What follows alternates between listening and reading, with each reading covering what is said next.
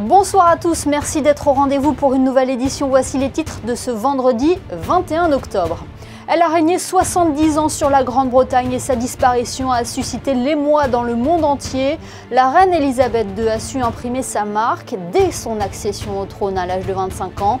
Isabelle River, spécialiste de la monarchie britannique et auteure de plusieurs livres sur Elisabeth II, sera avec nous pour évoquer cette figure légendaire. Sensibiliser les élèves au monde de la littérature contemporaine et de l'édition, tel est l'objectif du coup de cœur des lycéens de la Fondation Prince-Pierre.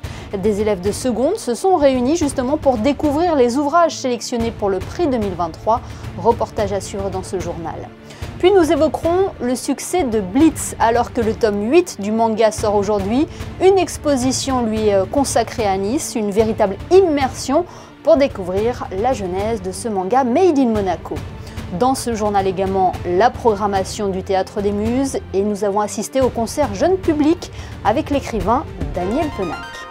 Certains les attendaient avec impatience, c'est déjà le début des premières vacances scolaires, 15 jours de repos pour les élèves de la Principauté et peut-être avez-vous prévu de partir quelque part pour un peu d'évasion. C'est ce que nous avons voulu savoir ce soir avec Vanessa Dessy qui est allée à votre rencontre. Alors là, je sais pas du tout. Ben, moi je suis en école déjà et je vais travailler, rien. Moi je travaille donc rien de spécial. Pour les vacances à Toussaint, je pars faire du 4x4, c'est tout, dans l'arrière-pays. On a un chantier réfection de la façade. Voilà. Ah non, la Toussaint c'est plus pour les gosses ou pour pas pour les cuisiniers. On fait à manger à la Toussaint, n'oubliez pas. Je travaille, je serai là à Monaco, donc c'est comme d'habitude pour moi, c'est pas les vacances. On visite, on est chez des amis qui habitent à côté de Grasse, donc on visite un peu ce coin-là. Et là on est venu à Monaco et on va aller faire le musée. J'habite Monaco mais je suis belge, donc je rentre en Belgique pour profiter de ma famille et de mes petits-enfants. Pendant les vacances de la Toussaint, je vais travailler. Voilà, et ensuite il y a la foire, donc parce que j'ai mes enfants, on va en profiter un petit peu. Et oui, la foire attraction qui a ouvert ses portes cet après-midi pour le plus grand bonheur des petits et des grands. Manège, attractions à sensations et autres gourmandises vous régaleront jusqu'au 19 novembre. À noter l'ouverture jusqu'à minuit les vendredis, samedis et veille de jours fériés. Vous pouvez également consulter l'affluence à la foire sur le site officiel de la mairie de Monaco. Large succès ce matin pour le coup d'envoi de la braderie de la Croix-Rouge monégasque. L'événement a été pris d'assaut dès l'ouverture. Il est encore possible de trouver son bonheur parmi les nombreux articles proposés. Demain, du côté du chapiteau de Fontvieille, je vous rappelle que l'ensemble des fonds récoltés servira à soutenir les actions de la Croix-Rouge monégasque. C'était le 8 septembre dernier. La reine Elisabeth II disparaissait à l'âge de 96 ans, suscitant l'émoi dans le monde entier. Celle qui incarnait la monarchie britannique a été au cœur de plusieurs ouvrages d'Isabelle River. La journaliste et écrivaine avait suivi la souveraine dans le cadre de ses fonctions, un privilège unique qu'elle est venue livrer hier lors du Monaco Press Club. Isabelle River est également avec nous ce soir. Bonsoir. Bonsoir. Reine à 25 ans, Elisabeth II s'est consacrée corps et âme à son peuple. C'était une figure légendaire et sa disparition a bouleversé non seulement l'Angleterre mais également le monde entier. Oui, et d'ailleurs, si l'onde de choc a été planétaire, c'est parce que, en disparaissant, sans doute que la reine Elisabeth II a emporté un peu de l'histoire de chacun. Nous avions tous, quel que soit notre âge, notre origine ou l'endroit où nous habitons, un lien avec elle. Alors un lien qui pouvait être un lien imaginaire ou un lien parce qu'on l'avait rencontrée ou un lien parce qu'on voyait ses photos depuis des années. Enfin, c'était une femme qui avait accompagné nos vies. C'était certainement la plus grande reine du monde. C'était en tout cas la souveraine régnante la plus ancienne, celle qui avait le règne le plus long au monde. Mais c'était aussi, je crois, et c'est ce qui explique l'émotion qui a vraiment balayé le monde à l'annonce de son décès, c'était quelqu'un qui avait su imprimer sa marque sur nos esprits et sur nos cœurs. Alors vous avez consacré plusieurs ouvrages à la reine. Dans Elisabeth II, dans l'intimité d'un règne aux éditions Fayard, vous avez pu suivre la reine pendant 3 ans, rencontrer ses proches et de nombreux grands témoins de son règne. Qu'est-ce qui vous a le plus marqué ? C'est une question à laquelle il est, c'est vrai, difficile de répondre parce qu'au fil d'une aventure comme celle-là, qui a duré 3 ans, qui a été une aventure à la fois humaine et professionnelle, beaucoup de choses se sont passées, beaucoup de choses dont j'ai été le témoin extraordinairement privilégié, humble et privilégié. Moi, ce que je retiendrai, en fait, la première chose qui me vient à l'esprit, c'est la personnalité de cette femme extraordinaire, son humilité. C'était un mélange, on avait discuté une fois, il y avait quelque chose de profondément marquant dans la manière dont elle vous regardait, dans les questions qu'elle vous posait. J'avais pu voir aussi la dévotion qu'elle inspirait aux personnes qui travaillaient avec elle et pour elle. C'était une femme qui avait un charisme étonnant, un mélange d'autorité, de bienveillance, de sagesse. Elle était une référence permanente pour les gens qui l'entouraient et pas seulement pour les membres de sa famille. J'ai été témoin aussi de quelques scènes qui, je reconnais, sur le moment, enfin voilà, moi je ne la connaissais pas et qui m'ont beaucoup surprise. Des scènes à l'intérieur du palais, notamment, où elle se conduisait comme une maîtresse de maison qui vous reçoit chez elle. Il y avait quelque chose de profondément simple chez Élisabeth II, de profondément humain en fait, et c'est cette humanité, moi, qui m'a beaucoup touchée. Et elle a toujours réussi à garder aussi une part de mystère, hein. Il y avait une part de mystère chez elle, mais je pense que c'est aussi la part de mystère qui est liée à l'exercice de la souveraineté. Elle était d'une autre génération que la nôtre. Son règne a été long, c'était un règne qui a duré 70 ans. Lorsqu'elle naît en 1926, c'est son grand-père, le roi George V, qui est à l'époque sur le trône du Royaume-Uni de Grande-Bretagne. Et en fait, je suis persuadée de ça, c'est l'exemple de son grand-père et de sa grand-mère paternelle, la reine Marie, l'épouse de George V, qui ont profondément influencé sa conception, très jeune, sa conception de la souveraineté. Donc il y avait à la fois ce mélange de simplicité, d'humilité et de très grande majesté. Une majesté qui ne se déclarait pas comme telle, c'est-à-dire qui ne s'imposait pas à vous comme telle, mais qui imposait naturellement le respect. Le roi Charles III lui a donc succédé. Il sera couronné le 6 mai 2023. Qu'est-ce que les Britanniques attendent de son règne? Tout comme le prince Albert II, c'est un roi qui est très concerné par la protection de l'environnement, hein. Oui, c'est probablement l'une des causes qu'il aura à cœur de continuer à défendre. Ça a été l'une des grandes causes pour lesquelles il a milité, parce qu'il avait un côté quand même très militant pendant toutes ces années où il a été l'héritier du trône, le prince de Galles. Aujourd'hui qu'il est roi, il ne bénéficie pas évidemment de la même liberté de parole que lorsqu'il était héritier du trône, mais on voit bien qu'il a à cœur de défendre cette mission. C'est une succession qui est difficile parce qu'il est difficile de succéder à une femme qui était considérée un peu comme la reine plus que parfaite. Et donc, je crois que les Britanniques, en tout cas, ont été assez séduits par les débuts de son règne. Début de règne qui ont été marqués par de nombreux bains de foule. Il y a eu vraiment chez le nouveau roi Charles III, la volonté d'aller à la rencontre des Britanniques. Il est allé en Écosse, il est allé au Pays de Galles. Voilà, il y avait vraiment chez lui la volonté de se présenter devant ses compatriotes, non plus comme l'héritier du trône, mais comme leur roi. C'est un homme qui a une personnalité extrêmement fédératrice, rassembleuse, et qui saura, j'en suis sûre, imprimer sa marque à son tour. Eh bien, c'est ce que nous verrons dans les prochaines années. Merci Isabelle River de nous avoir fait l'amitié d'être avec nous ce soir. On le rappelle, vous étiez l'invité du Monaco Press Club. Merci. Il y a une dizaine de jours, la Fondation Prince Pierre dévoilait son palmarès 2022. Parmi les prix, le coup de cœur des lycéens décerné cette année à Marie Vintras. Eh bien, de nouveaux élèves de seconde se sont réunis au lycée Albert Ier pour découvrir les ouvrages sélectionnés dans le cadre de Coup de cœur 2023. Sandrine Nègre et Orazio Gagino étaient sur place pour vous. Ils sont 8 romans qui ont été édités en cette rentrée littéraire 2022 et ils ont été présentés à ces lycéens. Ils devront être lus au cours des mois qui viennent et ces jeunes lecteurs devront ensuite expliquer pourquoi ils apprécient tel ouvrage ou si à l'inverse, ils n'ont pas été séduits. On a appris un petit peu plus le sens du coup de cœur des lycéens, du projet, et on a un avant-goût des livres qu'on va lire pour essayer d'élire le gagnant de ce concours. J'en ai un que je vais choisir, c'est celui avec la montagne. Parce que il est court et ça a l'air d'être facile à lire. Manolo a donc choisi de commencer par Le bord du monde et Vertical. Voici les autres titres: Biche, Une reine par-delà la tente, Lulu, Valse fauve, Le professeur d'anglais ou encore J'ai craqué au bureau. Je me suis portée volontaire parce que je sentais que ça allait être une belle expérience et ça allait beaucoup m'aider, surtout pour le bac de français qui arrive, parce que peut-être que j'aurai des références littéraires différentes aux autres et plus modernes, et du coup ça pourrait peut-être impressionner le jury et puis pour ma culture personnelle aussi. Plusieurs étapes vont rythmer les mois à venir. Les lycéens se retrouveront en février puis en avril pour affiner la liste des auteurs en lice avant de les rencontrer au mois de juin. Et nous suivrons bien évidemment cela de près. Un mois présent sur cette exposition qui met à l'honneur le manga Blitz. La bibliothèque Louis Nucera à Nice dévoile la genèse de l'ouvrage Made in Monaco. Visite guidée avec Frédéric Elion sur des images d'Hugo Comassa.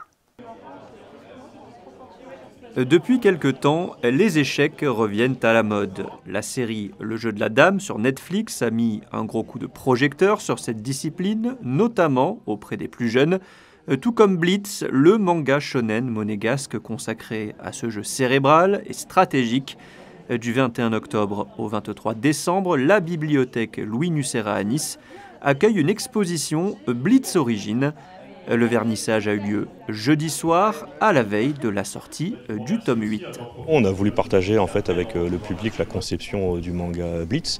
Alors pas uniquement sur la partie artistique, mais aussi toute la fabrication. Donc on a amené tout un tas de storyboards, de matériel, d'un échiquier dédicacé par Garry Kasparov.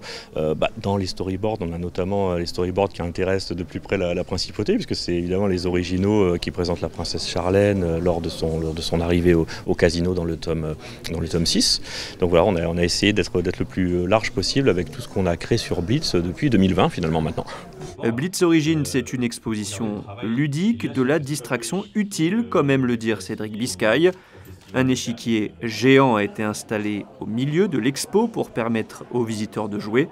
Et pour ceux qui ne maîtrisent pas trop le sujet, une initiation sera proposée par le club L'Échiquier niçois jeudi 27 octobre. De 15h30 à 17h30 à la bibliothèque Louis Nucera.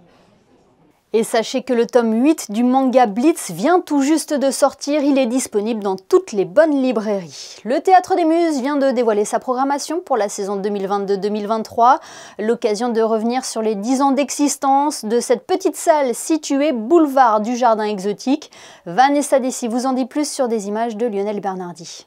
10 ans que ce petit théâtre offre une programmation toujours plus éclectique. Ce lieu est idéal pour retrouver une ambiance intimiste. L'équipe fidèle, soudée et dynamique travaille main dans la main depuis toutes ces années. Voici une décennie que le Théâtre des Muses joue son rôle.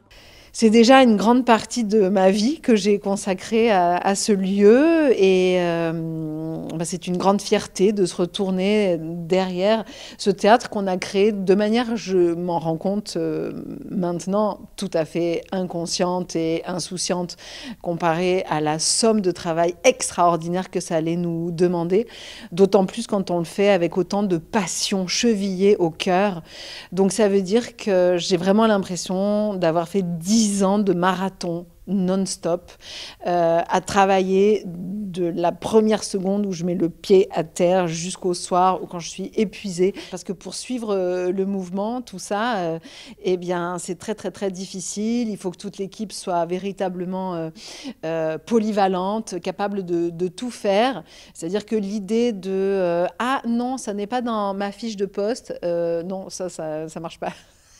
Il faut tout faire ici en permanence et je les remercie du fond du cœur vraiment de me suivre dans cette folie. Pour cette nouvelle saison, les plus beaux succès du Festival d'Avignon et parisien séduiront le public sur les planches monégasques.